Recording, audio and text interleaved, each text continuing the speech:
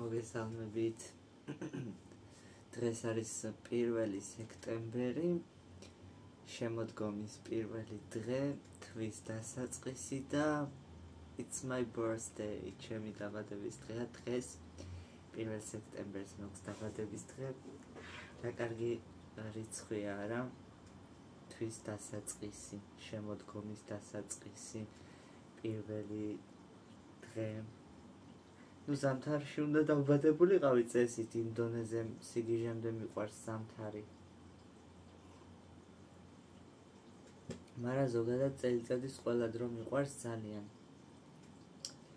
ესე იგი რაღაც კარგად ვერ ვჩანვარ. სამწუხაროდ ვერ ვიცლი ვიდეოების გადასაღებას და ასატვირთად კი არა, ვერაფრისთვის ვერ ვიცლი. ანუ საკუთარი თავისთვისაც კი. ნახეთ, სულ იმის როგორ აგიხსნათ რა, ძალიან ბევრი სალაპარაკო დამიგროვა დამოკლეთ თქვენთან.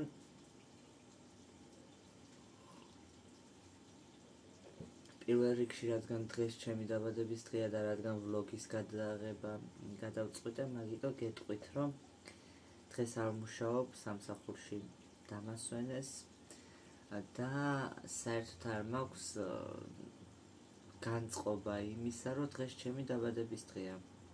თითქოს და ერთი უბრალოდ ჩვეულებრივი დღეა. ყოველთვის მიკვირდა ხოლმე, ნახეთ, ანუ ჩემთან შედარებით, როცა მე ბავშვი ვიყავი, ჩემი ძმა იყო ჩემთან შედარებით დიდი. და რა ვიცი, ახალი წელი იყო თუ დაბადების დღე იყო თუ რაც იყო, ვამჩნევდი, რომ ძალიან უბრალოდ უყურებდა ყველაფერს და დიდად არ უხაროდა რა. ხო და სულ მიკვირდა. მაგრამ დრო გარბის, ჩვენც ვიზრდებით, ბავშვობა უკან გვრჩება და რა ვიცი რა, ყველაფერი ძალიან უბრალო ხდება და ბავშვობაში რო გვაქვს, მართალია ყველას არ აქვს სამწუხაროდ მსგავსი ცხოვრება, მაგრამ ბავშვობაში რო გვაქვს უღარდელი ცხოვრება და მხოლოდ თამაშზე და გართობაზე ვართ, ესე ვთქვათ, ორიენტირებული, როცა ვიზრდებით, უკვე უკან გვრჩება მაგ პერიოდი, ბავშვობა მიდის და ნელ-ნელა მოდის უამრავი ცხოვრებისეული პრობლემები რა, რასაც წააწყდები ცხოვრებაში.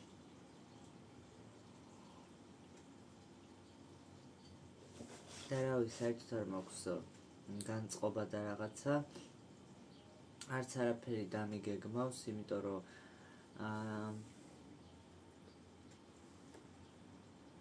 შარშან რის თქვა მინდა ახლა სულ გადამოვიწყდა. ანუ გათიშული ვარ, მე თუ ყავა არ დავლი. ეხლა 10 საათია დილის და ყავა რო არ დამილევია, გაბრუებული ვარ. ანუ ნახეთ,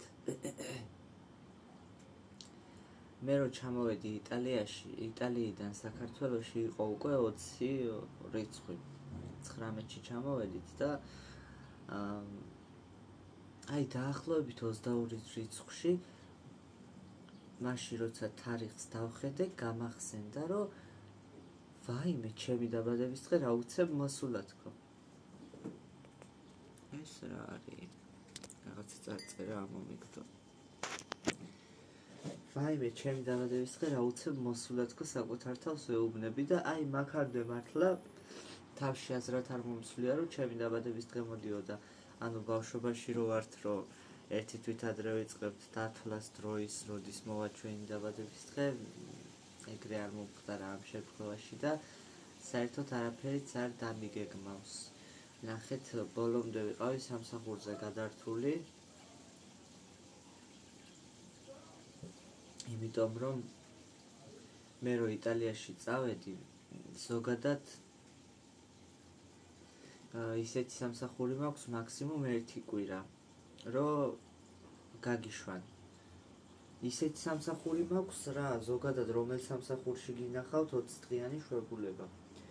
ხო და ჩემმა მენეჯერმა გვერდში დამიდგა თვითონ გაიჭირვა მართლა და თვითონ იყო ხოლმე დღე და ღამე მაღაზიაში და მე გამიშვა რადგან უცხოეთში მივდიოდი, რადგან იტალიაში მივდიოდი, რადგან დედაჩემთან მივდიოდი, რადგან პირველი ის იყო ესე ვთქვათ წასვლა უცხო ქვეყანაში.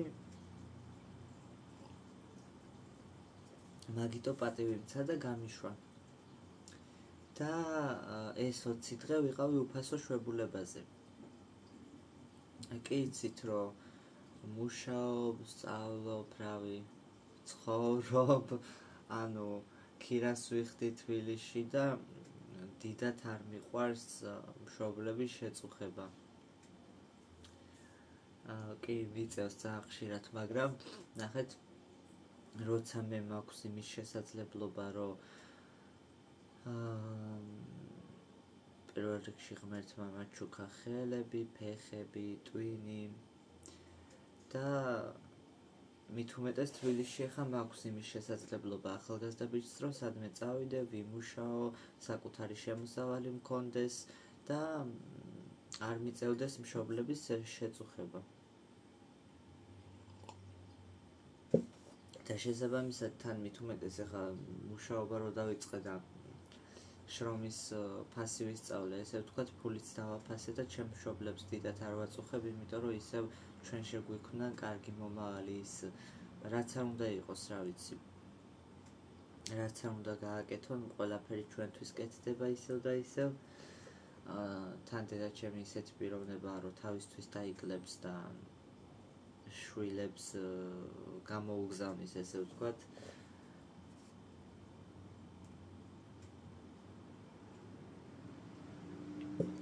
და ესეთი სიტუაცია იყო.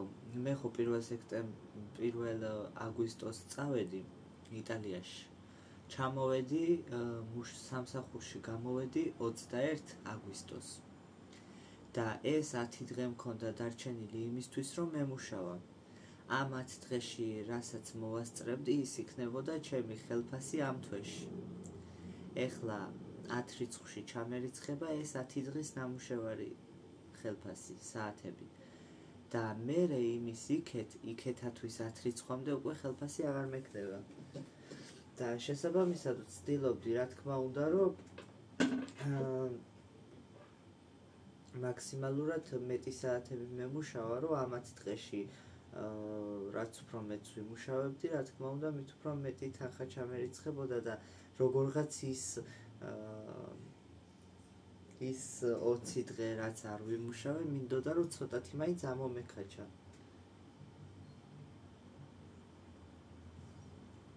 ხო და რავი, ეს დღეები თავიდან ბოლომდე სამსახურზე ვიყავი გადართული მთელი ენერგიით. სიმართლე გითხრათ, ეხა ვიღაცამ შეიძლება წარმოიდგინოს, რომ ეს 20 დღე ისვენებდა და იტალიაში იყო და ზღვაზე და იმაზე და ამაზე და ანუ როგორ გითხრათ რა, დასვენებული არისო შეიძლება თქვას ვიღაცამ, მაგრამ რეალურად სიმართლე რო გითხრათ,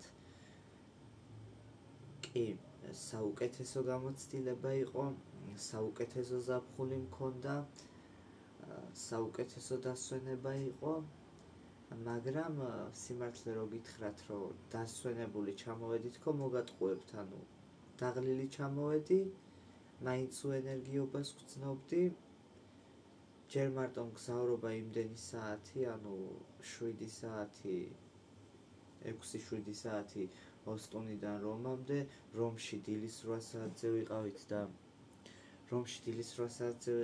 და ფრენა გქონდა შუადღის 4 საათზე, ანუ მთელი ის დრო აეროპორტში ვიჯექით, მერე აქეთ ჩამოსვლა, მერე იქ ცალკე ქუთაისიდან სოფლამდე გზავრობა, მერე სოფლიდან თბილისამდე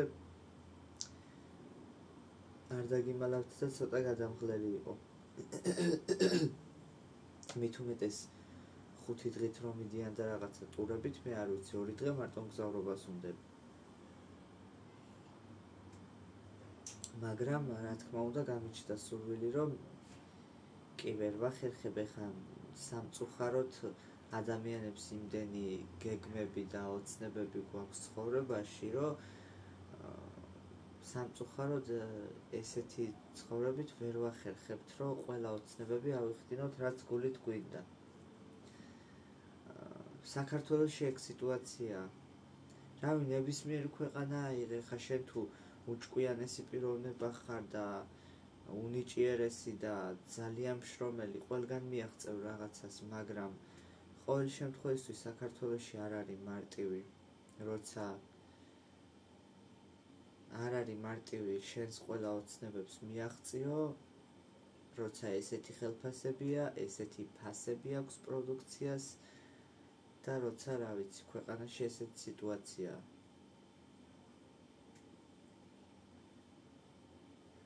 ეხა იტალიაში მაგალითად მე არ ვიცი იტალიაში როგორი ხელფასებია მართლა არ ვიცი. ეხა ჩვენ ქართველები რომ მიდიან და 900 და 1000-1100 ევროები რო აქვთ ხელფასი, ეგ მაგაცთვის არის ძალიან დაბალი. მაგიტო იღებენ ზუსტად იმებს. ანუ ადგილობრივები 900 ევროს და 1100 ევროს გამო არულიან მოხუცებს იტალიელები. ჩემი აზრი ესეთია. იმიტომ რომ ნახეთ ჩვენთან რომ 900 ლარი ვთქვათ, ანუ ევრო რო ლარში არ გადმოვიყვანოთ, ეგრე გამოდის ეხა აქ რო გქონდეს, წარმოიდგინეთ 900 ლარი ხელფასი და ვიღაცის სახლში რო იყო დღე და ღამე და ეგეთ სიტუაციაში რო იყო, როგორი სიტუაციაც იტალიაში არის, ძალიან იშვიათია რომ გაგიმართლოს, კარგი მოხუცი შეგვდეს, ანუ როგორც 900 ლარი დახარჯო საქართველოში, ისეა იტალიაშიც. მაგრამ მე რასაც დავაკვირდი, რაღაც არ მგონია რომ 2500 ევროზე ნაკლები ანაზღაურება რო ქონდეთ ადგილობრივებს, რაღაც არ მგონია. ბევრად უფრო მეტიც, მაგრამ აი მაღაზია ავიღოთ, ხო? მე თუ მაქვს 1100 ლარი მაღაზიაში რომ ვმუშაობ. იქაც იყო დესპარი იტალიაში. იგივე სპარი, ოღონდ დესპარი. და მე რომ აქ 1300 ლარი, არ ამგონია რომ იქ თქვათ იგივე პოზიციაზე, რა ვიცი, მინიმუმ 2000 ევროზე ნაკლები რო ქონდეთ ხელფასი, არ ამგონია. თან ბევრად უფრო გამარტივებულ სიტუაციაში არიან. ნახეთ ჩვენთან როა ეხა ეგრე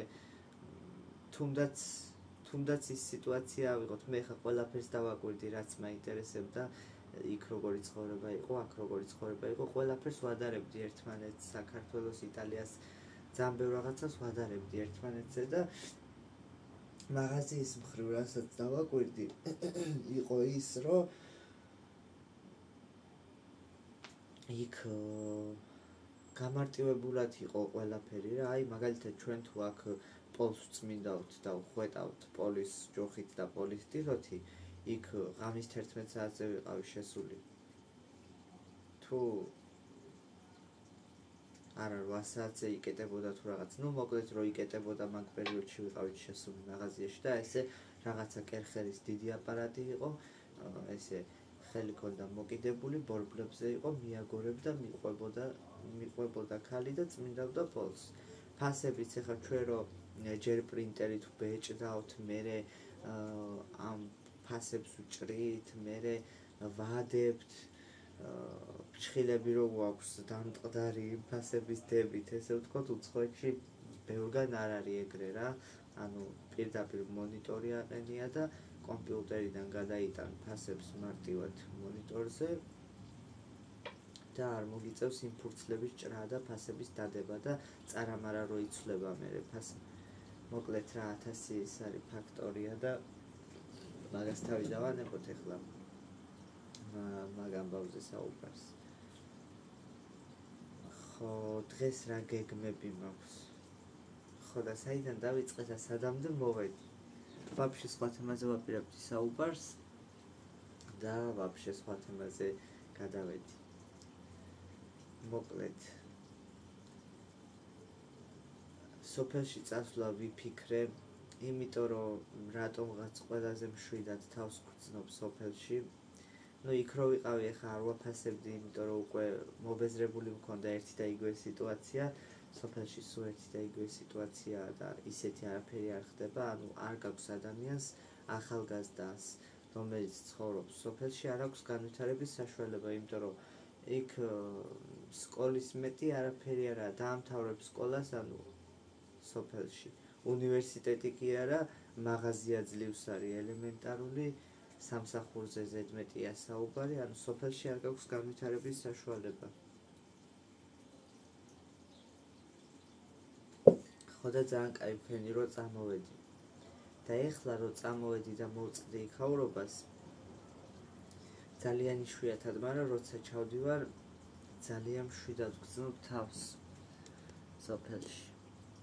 ხო და რადგანაც ეგრე იყო, ვიფიქრე, რომ მოდი სოფელში წავალ, რაღაცებს წავიღებ, პიცის მასალას წავიღებ, პიცას მოვამზადებ, რაღაცა პატარა ტორტს ვიყიდი, წავიღებ, ყავას დავლევ, ტორტთან ერთად იქ პიცას გავაკეთებ თქო, მაგრამ ძალიან დამეზარა იქეთ-აქეთ სიარული ერთი დღის გამო.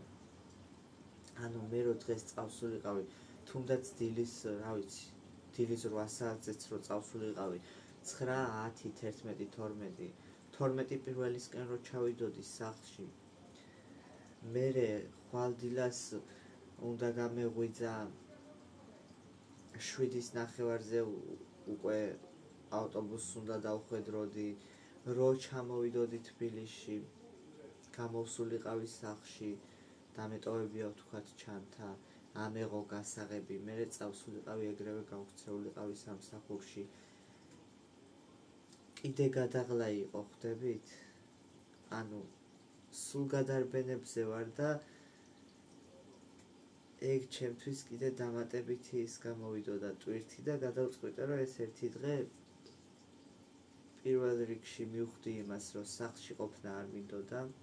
კი ახლა სახლში ვარ, მაგრამ გეტყვით იმასაც, რომ გადმოვედით სხვა ბინაში, ვარკეთილში ვართ, გზა დავიგრძელე ვარკეთილიდან სამედიცინოს უნივერსიტეტში, სამედიცინოზე დავდივარ ყოველ დღე სამსახურში და 1 საათზე მეტი მარტო გზაში მჭირდება, მაგრამ 400 ლარიანი ბინაა და რა ვიცი როგორ გითხრათ, ფართი არის, დიდია მართლა, ერთი სამზარეულოა, ერთი საძინებელი ოთახია,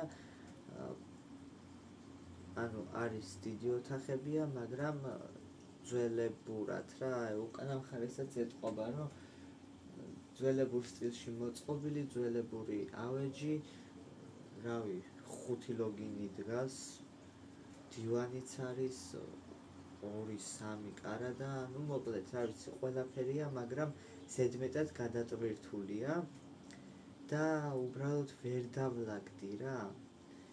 ხო და რადგანაც ისეთი სიტუაცია მაქვს, რომ ამ ეტაპზე სახლში ყოფნა დიდად არ მსიამოვნებს, გადავწყვიტე, რომ სადმე გავისეირნებ თქო, იმიტომ რომ ადრეს ყოველთვის, როდესაც ერთი დღე მქონდა კვირაში დასვენება, ყოველთვის მივდიოდი სასეირნოდ, ან რიყის პარკში, ან თაწმინდაზე, ან სადმე მსგავს ადგილას და ეს ბუნებაში სიარული და ბუნებასთან კავშირი ძალიან სიმშვიდეს მანიჭევდა. დღეს სამებაშიც მინდა გასვლა აუცილებლად. დიდი ხანი არ ყოფილა. ხო და მოკლედ, რა ვიცი, ყველაფერი ჯერჯერობითაც ყუთებში მილაგია, დილას რო ავდგები და სამსახურში რომ მეჩქარება, რა ჩავიცვარ არ ვიცი, რაც ხელში მომხდება იმას ვიცმევ.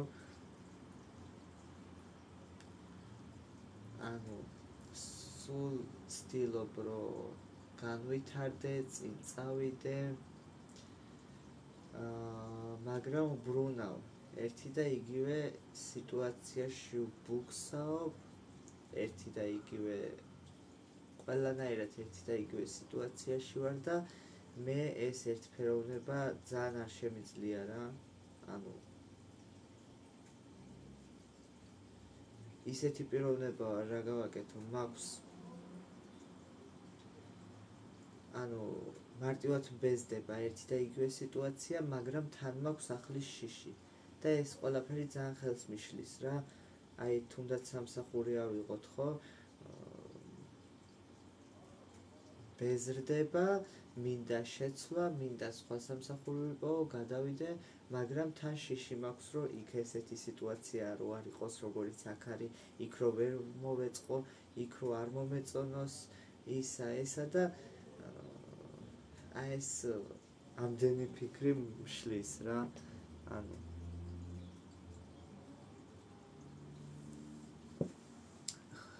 რა ვიცი, რო ჩამოვედი და აქ ესეთი ამბავი დამხვდა, მინდოდა რომ დამელაგებინა, დავლაგებულიყავი, კოხტად, ლამაზად, მაგრამ როგორც გითხარით, სამსახურზე ვიყავი გადართული და ერთ დღეს ძლივს მოვიცალე რამოდენიმე საათი და დავიწყე ამ კარადების, შკაფების გადაადგილება, გადმოადგილება, რომ ცოტა ფართი გამომეჩინა. ანუ ზედმეტად ბევრი რაღაცეები დგას რა, არ არის ამდენი რამე საჭირო. ცუდი მართლა არ არის თან 400 ლარში აქაურობა, მაგრამ აი რო დავიწყე კარადების გადაადგილება, აი კატასტროფა იყო.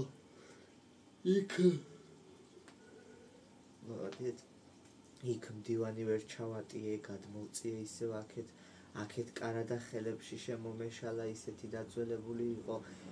ესა იქ ის ვერ ავწიე, იმას ვერ მოვერიე და მოკლედ ისეთი სიტუაცია იყო, ისეთი არეულობა იყო, რომ თავი დავანებე, რაც ვქენი, ცოტა გამოვაჩინე ადგილი. ხო და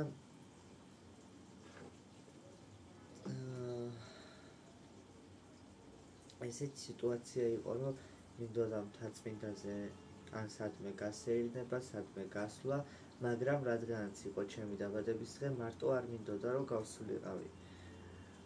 ძალიან ბევრ ადამიანთან მაქვს უკვე კომუნიკაცია, ძალიან ბევრი ჩემი ტოლა გოგო-ბიჭები გავიცანი, მოკლედ რაც თბილისში ვარ ჩამოსული, ძალიან ბევრი ეხა ისე არ არის თავს ესაყრელად, მაგრამ ანუ მაქვს ადამიანებთან კომუნიკაცია, ძალიან ბევრს ვიცნობ, თუმცა არ არის ისეთი ახლო არც ერთი. ანუ ნახეთ, მე მეგობარიც მყავს თბილისში, ბავშვობის მეგობარი, მაგრამ უბრალოდ დავიღალე ყოველთვის იქეთ. ანუ ყურადღებას ვიჩენდი ყოველთვის იქეთ და არ ვიცი თუ მიყურებს და თუ მისმენს, იცის როგორ მიყვარს, იცის როგორ პატივს ვცემ, აქეთაც ძალიან ბევრი პატივი აქვს ნაცემი მაგასაც და მის ოჯახის წევრებსაც, ძალიან დიდი მადლობელი ვარ, მაგრამ უბრალოდ ის არის, რომ ცოტა მეტ ყურადღებას მოვითხოვ რა, ცოტა ისა ვარ ამ მხრივ. ანუ ნახეთ, მე თუ ისედაც მყავს ძალიან ცოტა მეგობარი, ანუ ძალიან ისეთი რაღაცნაირი ჩაკეტილი მორცხვი პიროვნება ვარ და მიუხედავად იმისა, რომ ბევრთან მიწევს ცხოვრებაში კომუნიკაცია, ესე ვთქვათ, ძალიან ცოტა არის საბოლოოდ ჩემი, ვისთანაც მართლა ვმეგობრობ. ხო და იმ ცოტამაც თუ რაღაცა, ანუ ის 2-3 კინკილა ვინც მყავს, იმათთანაც თუ ყოველთვის იქეთ მომიწია კომუნიკაციაში შესვლა და აქეთ თუ ერთი არ მომიკითხეს, ცოტა ძალიან მოსაბეზრებელია რა ეგ სიტუაცია, ანუ ხო და სიმართლე გითხრათ, არც მიმიწერია და არც მიკითხავს ქცალია თუ არა თქო, იმიტომ რომ როცა ვწერდი და როცა ვკითხულობდი იქეთ რომ ვიჩენდი, ესე ვთქვათ, ინიციატივას, სანაცვლოდ ვიღებდი რავი, ან არ მცალიას, ან ვერ გამოვდივარ, ან რაღაცა კი მესმის ეგეც მუშაობს ისა. რატო საუბრობ საერთოდ ამ თემაზე? ხო იყო და მოკლედ მარტოც არ მინდოდა გასვლა, ისეთიც არავინ არ იყო ვისთანაც ესე ვთქვათ თავს ისე ვიგრძნობდი მართლა კომფორტულად და ვის მივწერდი თუ არა ნინის. ძალიან უცებ მომიარა თავში მართლა არაფერი არ დამიგეგმავს ბოლო წუთამდე, მაგრამ რადგან სოფელში წასვლა გადავიფიქრე,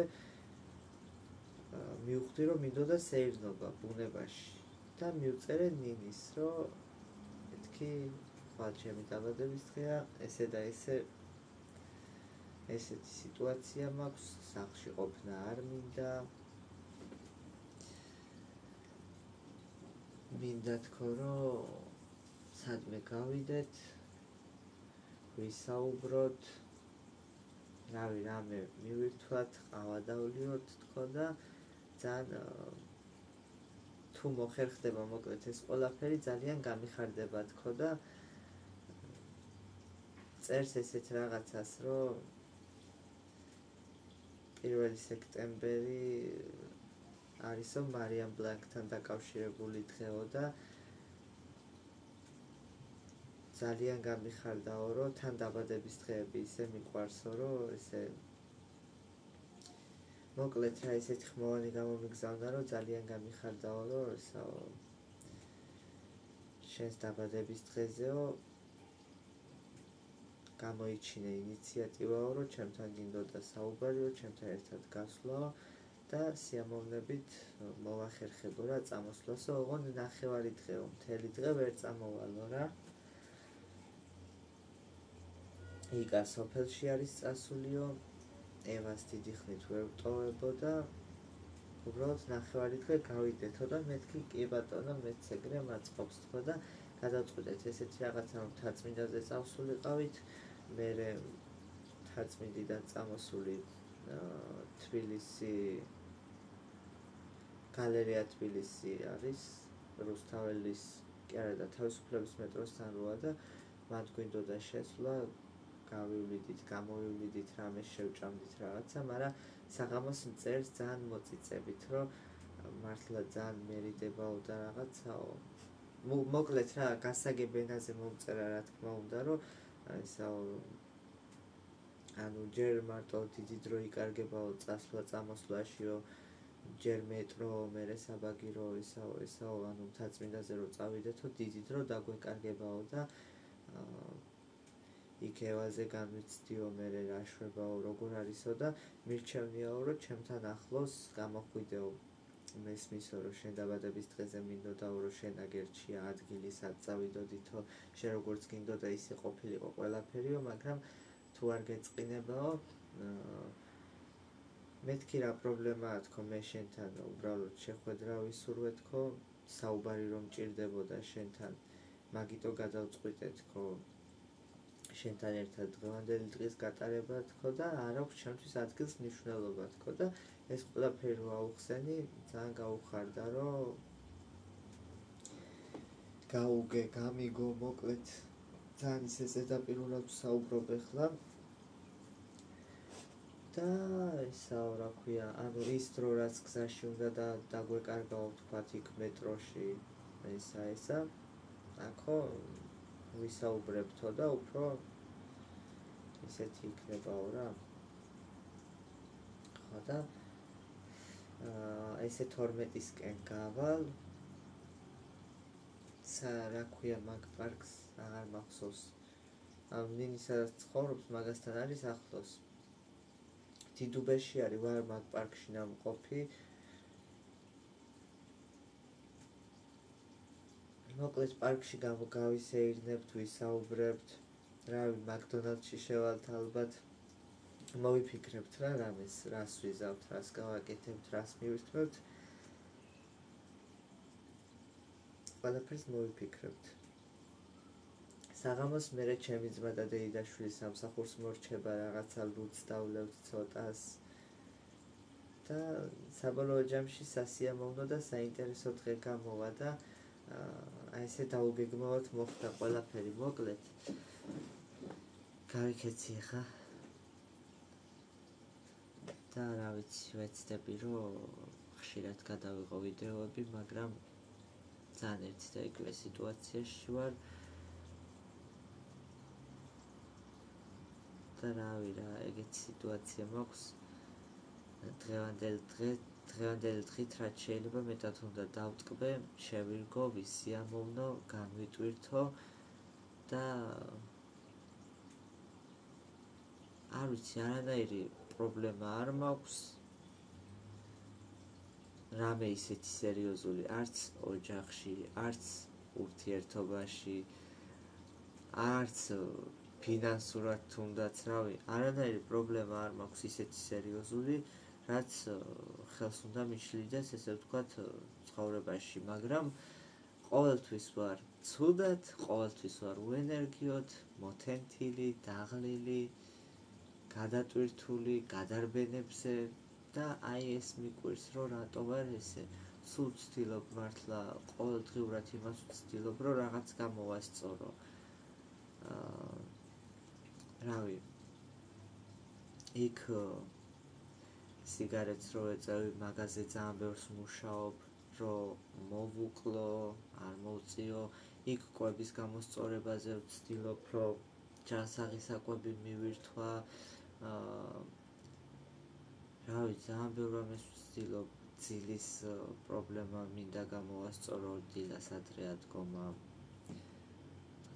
გაგვიწება რაღაცა, ყოველთვის ვცდილობ, რომ რაღაცები შევცვალო უკეთესობისკენ და კი ახლა ძალიან ბევრი რაღაც გამომდის, მაგრამ მაინც ვარ სულ უკმაყოფილო, რომ მეტი მინდა, რა თქმა უნდა, საკუთარი თავი მინდა, რომ უფრო მეტად განვითარდეს, ესე ვთქვათ, გუშინ სამსახურიდან მოვდივარ, ზუსტად 12 საათი გახდა, ჩამოვედი ვაგონიდან და სამგორის მეტროში ავდივარ, ესე ვთქვათ, ზემოთ მეტროდან ავდივარ მაღლა და აი ზუსტად მივიღე ნინის მილოცვა, ხმოვანი გამომიგზავნა.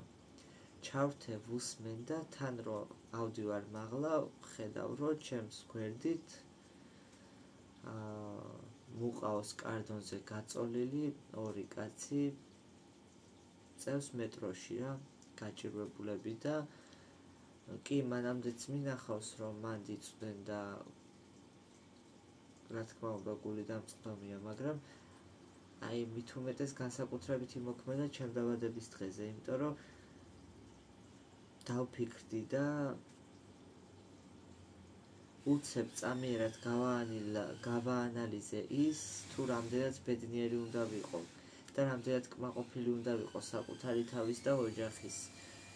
იმიტომ რომ არანაირი პრობლემა არ გამაჩნია, სულ რომ მეტი მინდა და რაღაცა, მეტი მინდა განვითარების მხრივ, თორე განა რავი, ფინანსია ვიყოთ და ქონება განვითარების მხრივ მინდა მეტი, რომ ამ ჩემმა განვითარებამ მომიტანოს შემდეგ დანარჩენი ის იქნება ფული თუ იქნება სახლი, მანქანა, რა ვიცი. პირველ რიგში განვითარების მხრივ მინდა ყოველთვის მეტი, რომ მეტად წინ წავიდე და მეტად განვითარდე. მაგრამ აი იმ წუთას რომ შევხედე